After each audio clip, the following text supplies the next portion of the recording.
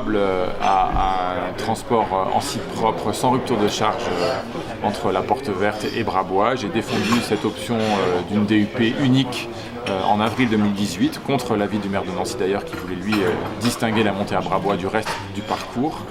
Je pense que c'est indispensable d'offrir aux grands Nancéens une solution de transport rapide, efficace, sur une ligne qui chaque jour accueille 45 000 voyageurs. Je considère qu'aujourd'hui, des précisions doivent être apportées sur le calendrier, sur le financement. Il me paraît que le projet tel qu'il est présenté n'est pas compatible avec les moyens du Grand Nancy, dans un calendrier à marche forcée qui est lié au fait que nous avons attendu, le Grand Nancy a attendu l'extrême limite finalement de vie du matériel roulant de la ligne 1 pour anticiper, pour ne pas anticiper le renouvellement à la fois de la ligne 1 et du matériel roulant.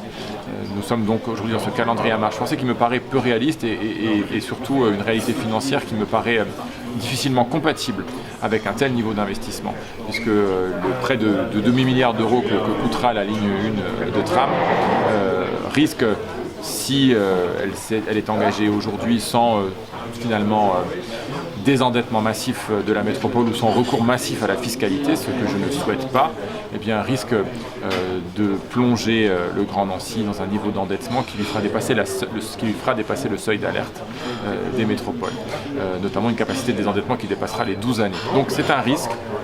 Et moi je souhaite, parce que je suis favorable à ce projet, qu'il soit établi sur des bases claires, en toute transparence, soutenables, et donc j'attends un audit financier du Grand Nancy avant que les décisions soient prises. Je pense que c'est indispensable, pas seulement pour moi, mais je pense que pour tous les élus qui vont être amenés à se prononcer sur cette délibération, il faut le faire en toute transparence.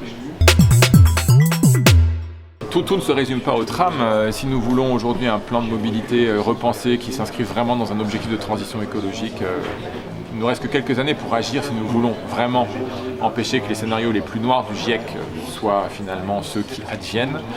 Donc il faut qu'on ait un plan vélo ambitieux, notamment des vraies autoroutes cyclables à l'intérieur de la métropole. Il faut qu'on repense la sécurisation des carrefours, il faut qu'on arrête les parcours discontinus. Il faut que un plan de pétonisation soit proposé, c'est pour ça que je propose une zone apaisée dans un premier lieu, en prélude à la pétonisation, zone au sein de laquelle ne peuvent circuler que les riverains et les transports urgents bien sûr. Je propose aussi que nous ayons plusieurs lignes de transport en site propre. Il ne peut pas y avoir qu'une seule ligne, la ligne 1, qui soit entièrement en site propre, parce que c'est aussi une question ensuite de compétitivité finalement, de qualité du service du transport en commun. Il faut repenser le réseau STAN en lien avec les territoires voisins. Nous raisonnons aujourd'hui à l'intérieur de la métropole, or 100 000 personnes rentrent chaque jour dans le Grand Nancy depuis l'extérieur pour y travailler, pour s'y former, pour y consommer, pour profiter du Grand Nancy d'une façon ou d'une autre. Il faut que ces automobilistes, pour la plupart, se voient proposer des parkings relais dans des pôles multimodaux construits aux portes de la métropole et pas à l'intérieur de la métropole. Parking relais avec Moselle et Madon, donc Neuve-Maisons, avec Pompée, avec Dombasle, permettant de laisser son véhicule et d'avoir, par exemple avec un véhicule électrique, un bus électrique, d'être ramené directement vers le centre-ville ou vers les nœuds de raccordement du réseau STAN de demain. Toute une série de propositions qui visent aujourd'hui à faire diminuer bien sûr l'empreinte carbone de la métropole, diminuer les émissions de CO2 liées au transport. Aussi une réflexion forte sur la tarification, parce que je pense qu'il faut transformer aussi les usages. Je sais que la situation financière du Grand Nancy ne permet pas d'envisager dans l'immédiat la gratuité du transport sur le Grand Nancy, mais il faut en tout cas l'avoir en perspective et je propose que dès à présent, la question de la gratuité du transport le week-end, ou pour les personnes âgées ou pour les jeunes, soit mise en œuvre. Non, je pense qu'il faut faire les deux en parallèle, c'est-à-dire qu'installer une zone apaisée dès le début du mandat permet de créer des habitudes différentes pour se donner une perspective assez rapide, par exemple à mi-mandat, d'avoir engagé la pétonisation. Il ne faut pas perdre de temps, il faut le faire dès le début du mandat, et là on sort d'un mandat de temps perdu puisque rien n'a été fait sur cette question, rien n'a été engagé, rien n'a été pensé, rien n'a été préparé. Et ce temps-là, nous n'avons plus le luxe de le perdre dans le contexte climatique que nous connaissons aujourd'hui et surtout que nous risquons de connaître demain. C'est la raison pour laquelle je pense qu'il faut aller vite. Et il faut, en parallèle de la concertation qui doit s'installer rapidement avec les riverains, les commerçants, les utilisateurs, pour changer les usages, on peut déjà commencer à avancer justement en limitant beaucoup le trafic.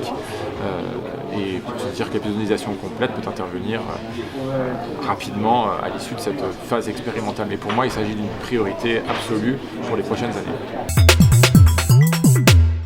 C'est un non-événement total, puisque depuis des mois, des années,